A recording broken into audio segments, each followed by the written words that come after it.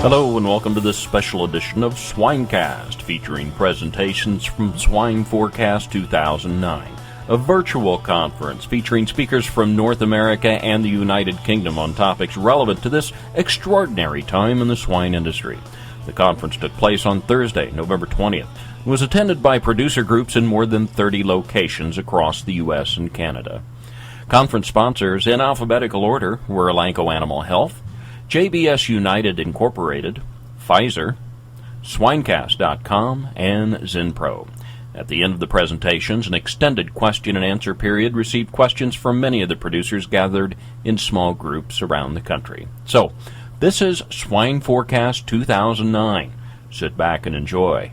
Mark Greenwood, Vice President, Commercial Lending for AgStar Financial Services in Mankato, Minnesota, today providing his thoughts on U.S. production economics. Here's Mark. Okay, very good. Good morning. I just want to give you kind of a little bit of overview with where AgStar is at. AgStar is part of the Farm Credit System. Needless to say, we've been on a rapid growth pattern with our volume. This year, our volume probably hasn't grown that much because we've actually been very busy selling off our credits with other participants, such as, I think, a couple of our next presenters. The demand for credit has never been higher because of all the capital needs that every producer has. And so there's a lot of lenders that are working together to try to continue to fund the industry. Current financial state of the industry, needless to say, since April of 2008, the industry, in terms of equity loss, has been, my best estimate is about $2 billion. That being said, I would say from May through August, a lot of producers that we work with in our portfolio actually held their cash, probably made a little bit of money.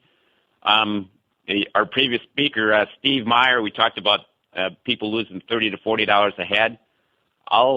There was a tremendous amount of risk management that was done by a lot of producers across the United States, that producers have taken their positions either with packers or on the board that were probably still losing money, but there's a lot of producers that did a tremendous amount of risk management, and we have not seen a lot of huge deterioration in our portfolio right now.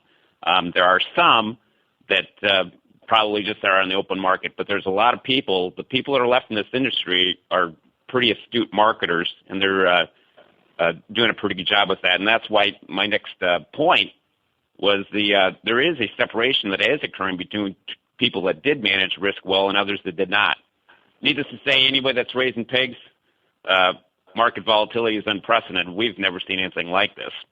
And the other thing with that is break-even volatility. I know my topic was production economics, and I have many people ask me what is cost of production, and I said I'm not too worried about. I'm absolutely concerned about cost of production, but I'm much more concerned about where your margins are at and how you're managing your margins, whether it's positive or negative. If I look at the average, I would call it profitability so far in 2008, the average producer's probably lost $20 a head across the board. Some people have lost more than that. Some people have lost less than that. But on average, it's been about $20 a head. So that might be more your benchmark. When we looked in July, average break-even cost was probably $170 to $180 a head, depending on your sell weights. Today, I think Steve kind of talked about it. I would look at break-evens, depending on what your sale weights are going to be, anywhere between 52 to 54 cents live today, or close to that. I would say between $68 to $70 carcass. And so when we look at cost of production, depending on if you're looking at buying corn today and buying meal today, we're in southern Minnesota, we'd probably be looking at break-even costs, pretty close between $130 to $135 a head. The one thing that I would also say is there's a tremendous amount of alternative feed ingredients. Distillers is a very good buy today. That's bringing down, instead of just strictly looking at a corn, soybean diet, we're seeing feed costs being a little bit different because of the use of alternative ingredients, and we're still getting very good performance. That's allowing us to be a little bit more competitive on feed costs. And so that's the other point. Revenue volatility, I think Steve already talked about that. it's just been absolutely phenomenal what we've seen. So, unfortunately, I think this is going to be the norm for a while. It's going to be volatility. You think about, I think I wrote an article at the end of October for North American Online Preview, and I just talked about if you'd been gone for about 6 months and you're on a deserted island, you came back and said, well, tell me what's happened in the ag industry. And well, we had gas at $4 a barrel, or $4 a gallon. Now, actually, I think I saw today gas was $1.79 in Mankato, Minnesota, and that's in a period of 90 to 120 days. We actually almost had cash hogs at the beginning of August, almost at close to $90 carcass, and today we're sitting at about $50 carcass. We've also seen corn on the board almost be at $8, beans at $16, and now we're trading below $8 on beans and about $3.70 on corn. This has all really occurred in the last 4 to 6 months. Costs have dropped almost $40 per head. If you've virtually done nothing, which, by the way, I'll address here shortly, revenue has dropped over $70 a head in the last 90 days. The key part is risk management. And when you have this type of volatility, you're never going to be absolutely correct. There's just too much volatility. You feel like you'll be whipsawed. I've had a lot of people that purchase corn. When we had corn and soybean meal that got below corn got below $5 and soybean meal got below $300 a ton, a lot of people did lock up some feed. They also probably did some risk management in terms of revenue. They're kicking themselves, but the key part is you stay true to your risk management decisions and don't try to deviate from them. I also told people, I said I should have taken all my money on my 401k about a year ago too. I'd have been a lot better off. So, it's easier to always second guess yourself is what I would say. The other thing with that, with all the volatility, it makes producers more cautious, and you're a little bit more reluctant to do anything. Period. And again, if you're not going to get anything out of this presentation today, or my presentation today, is costs are important, but managing your margin is absolutely the most critical thing you need to work on your operation. So, current state of the industry: the swine industry has lost about $2 billion of equity. Most operations have lost 25 to 30% of their overall equity. Steve talked about this too. Is the poultry industry is actually, especially with our largest one, is I call it imploding, and the grain sector might be next. And the reason why I bring this up is it kind of goes back to what Steve talked about in terms of volatility. Is you kind of wonder how many acres of corn we're going to get planted next year. And when you look at overall cost of production for corn, what we're seeing for this year, we had cost of production on corn at about $600 an acre. What we're seeing in southern Minnesota is $800 or higher for cost of production. So most producers are going to have a break even of between at least $4.50 a bushel for their corn next year. And with fertilizer costs and all that occurring, how many acres of corn are actually going to get planted in addition to figuring out the ethanol equation? I think the point that I would really try to make is I think the volatility is going to continue to occur, that we're going to have to monitor all the factors that can fundamentally change this market. So when you're a producer today and you're looking at all the stuff that's occurring, and especially when you're talking to a lender, is that in order to get access to capital, never before has financial reporting been more important. More volatility is the norm, and balance sheet volatility, cash flow volatility. I think capital will be available, but it's going to be harder to get unless you have good financial information. I think profitability will be tough for 2009. I think we'll make a little bit of money, but we're also not going to lose a lot of money. So everybody's going to kind of hang in there. I don't think we're going to see a tremendous amount of liquidation next year, as Steve already talked about. I think the people that are left have the mentality of last man standing, and that's the nature of our industry. And so if that's the case, people are going to continue to do a better job with production. and they're going to continue to work really, really hard on managing the risk. And if we're not going to lose a lot of money next year, you're also not going to see a lot of liquidation. That being said, I also don't think you're going to see any expansion whatsoever.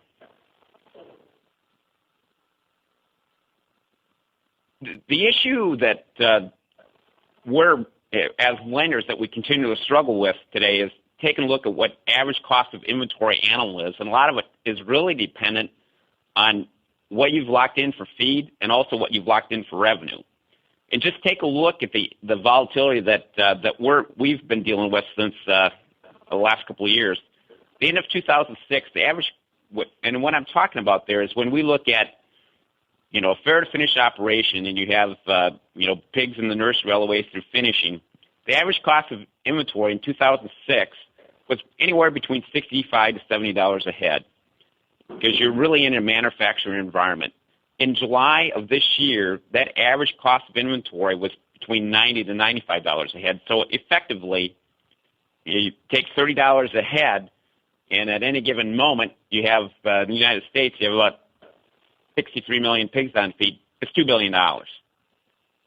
That's how much extra cost that it really affected this industry. By the end of November, if you virtually did anything on feed, your average probably cost of inventory today could be right around $75. So what we're seeing is this huge volatility in what we see in terms of cost of inventory, and a lot of it's really dependent on what they've done with feed management risk and also revenue management risk. And needless to say, we have funded a tremendous amount of operating losses. The other thing that I wanted to quickly address was borrowing base values. Really what we look at is 75% of the cost or market of what most producers have in their operations. And as I already talked about, in 2006, cost of inventory was $65 to $70. July was between $85 and $95. Today we're probably coming back down. How we look at how much money that we borrow each individual producer is really going to be very, very dependent on what their risk management profile is. I can give you two different scenarios. We have some producers that at the end of July and August, they did a complete lockup of all their feed, all their meal, and all their hogs for the next 12 months. That average break-even price is probably going to be close to $80 carcass, or $160 a head. That being said, any hog producer at the end of July and August, you probably could have had an average break-even going forward of about 82 cents. So you probably made a little bit of money, but your break-even is substantially higher. So we can be supportive of funding that, but we have to understand what that risk management profile is. You also might have a situation where producers have done nothing, and so now you have a cash market of $50 per carcass, and your feed costs are coming down. We will probably monitor that borrowing base value and bring those values down. Again, communication with your lender to ensure that you're giving them full detail on what's occurring on your operation is absolutely critical. So again, risk management. And again, I don't want to reiterate that when I look at survivability and people that are managing through the volatility that we're at today, I think this is really separating the best from the rest right now. Have they locked up corn and meal? And I would say there is a fair amount of corn and meal that got locked up at much higher positions than where the market's at today. That being said, I also think there's a fair amount of pigs that got locked up. What is the outcome? Loss or profit? How much loss or profit that is? Have they only done one and not the other? And I'd allude to some of the situations that some ethanol plants did and also some poultry producers did, where they really locked up their feed, where they thought corn was actually going higher in July or in August, and they didn't do anything on the backside. So they're really on the wrong side of the market. If you locked up your corn and meal in July or August and you didn't lock up your hogs, I don't think I need to discuss how ugly that is, but it would be very, very ugly. So what we do is we continue to monitor that every day. My outlook for next year is I think volatility will continue, and I don't think it's going to be as much on the revenue side as it will be on the feed side. I mean, I think the things that you have to continue to look at are what's going to happen with the price of oil, what's going to happen with the strength of the dollar. Is it going to get weaker or stronger? The overall, I call it economics globally. I like Steve's projections for 2009 better than mine. His is a little bit more optimistic. I think we're going to be at a little bit of a break even. The other thing is the producers that are left are continuing to do a better job with production every day. I can show you multiple systems today, large systems today that, the norm is, weaning 25 to 26 pigs per sow per year.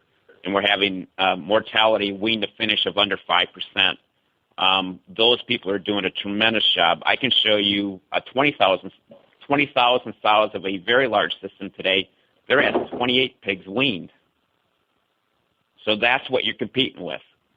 And I talked about the factors that are going to affect prices. Canada, the overall supply of pigs in the U.S., how much more contraction are we going to see in the industry in Canada? Exports, demand.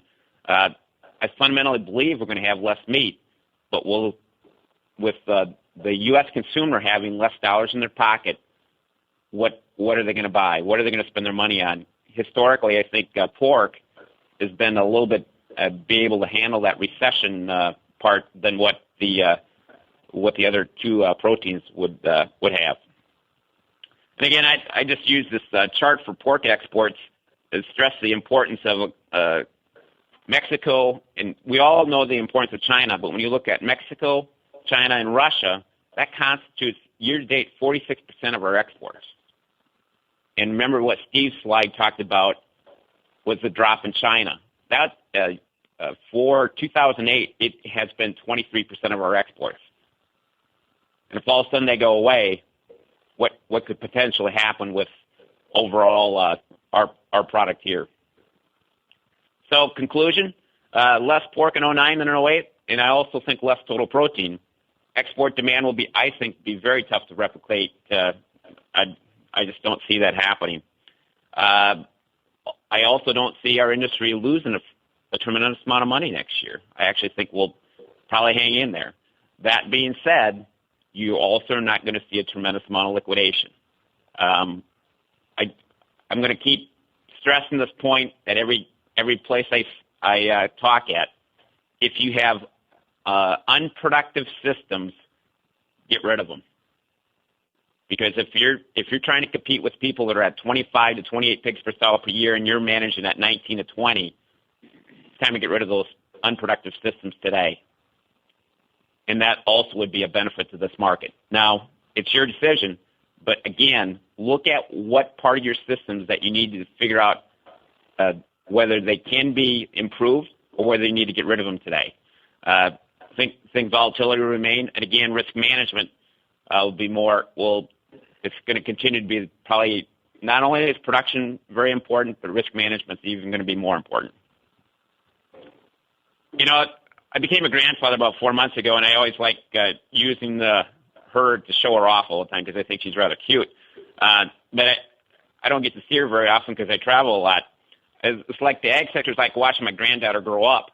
It's like I see her probably about once a week, and it seems every week she keeps changing. I can't believe how fast it's changed. And that's where we're at in the ag sector today. It is unprecedented of what we're seeing. Mark Greenwood, Vice President of Commercial Lending for AgStar Financial Services, with his thoughts on U.S. production economics on Swinecast, your connection at your convenience. This special Swinecast episode featuring presentations from Swine Forecast 2009, a virtual conference sponsored by Zinpro, Swinecast, Pfizer, JBS United, and Elanco Animal Health. Swinecast is a production of Truffle Media Networks, which is solely responsible for its content and may not reflect the views, opinions, or positions of our sponsors. This Swinecast program is designed with you, our listener, in mind. Thanks for hooking up today, and let us know what you thought about this program and possible future topics you'd find of value. Send those comments to me at feedback@swinecast.com. Always good to be with you. I'm Ned Arthur, and we'll be talking soon.